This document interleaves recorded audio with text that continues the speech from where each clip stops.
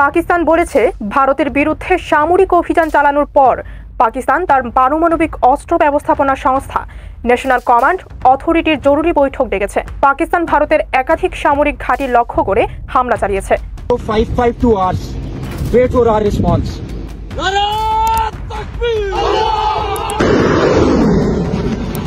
এর মধ্যে ভারতের একটি ক্ষেপণাস্ত্র সংরক্ষণাগার লক্ষ্য করেও হামলা চালানো হয় বলে দাবি করেছে পাকিস্তান।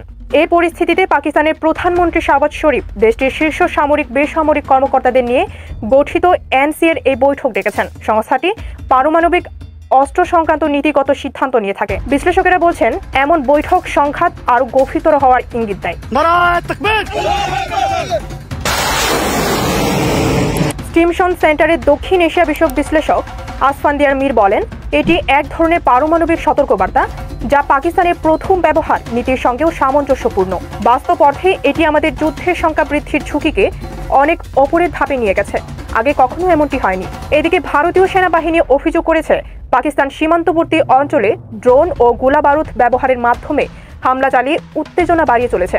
ভারত একে স্পষ্ট আগ্রাসন বলে উল্লেখ করে বলেছে, পাকিস্তানের শত্রুতামূলক ষড়যন্ত্র প্রতিহত করা হবে। मैं बहुत स्पष्ट शब्दों में कहना चाहता हूं, जिन्होंने ये हमला किया है उन आतंकियों को और इस हमले की साजिश रचने वालों को उनकी कल्पना से भी बड़ी सजा मिलेगी, सजा मिलकर के रहेगी।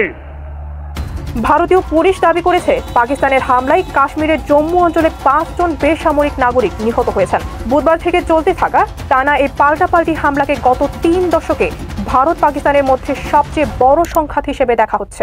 পরিস্থিতি ঘোলাটে হয়ে ওঠায় যুক্তরাষ্ট্র সহ বিভিন্ন দেশের তরফ থেকে উত্তেজনা কমানোর জোর আহ্বান জানানো হয়েছে।